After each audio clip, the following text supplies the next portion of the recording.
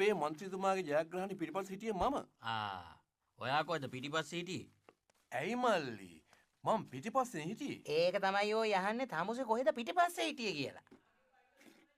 ඇයි මල්ලි මල්ලිට මතක නැද්ද? අපි කැන්වසින් යනකොට ජීප් එක පිටිපස්සේ හිටියේ මම. එතකොට පෝස්ටර් බැනර ගහන්න යනකොට ලොරිය පිටිපස්සේ හිටියේ මම. ඒ රැස්වීම වල ස්ටේජ් එකේ පිටිපස්සේ හිටියේ මම. ඉතින් මල්ලි මම නෙමෙයිද මේ ජයග්‍රහණ පිටිපස්සේ හිටියේ? මේක නිසුමනේ අයියේ. ඔය කියන හැම තැනකම අරක්කු තිබුණේ පිටිපස්සේනේ. ඉතින් මෙයා පිටිපස්සේ හිටියා කියන කතාව හරි.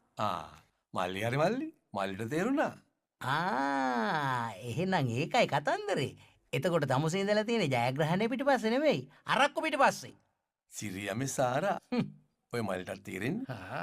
අපි අරක්කු පිටිපස්සේ නොඉන්න මේගොල්ලෝ ජයග්‍රහණය කරයිද? සිහි කල්පනාව හොඳින් තියාගෙන කරන්න පුළුවන් වැඩද මල්ලි අපි කළේ?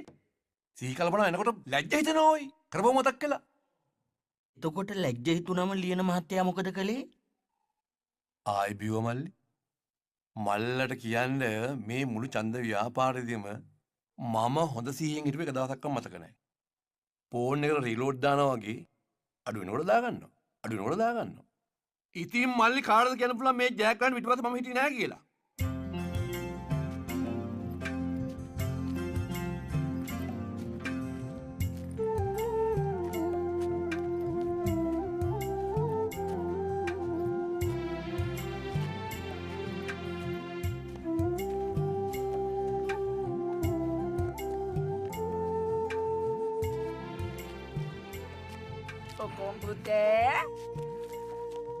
ඔක්කොම පුතේ ඔක්කොම රැස්වීමකට ගිහින් දන්නේ නේ. දැන් කොහෙද බං රැසි? ඡන්දේ ඉවරයි.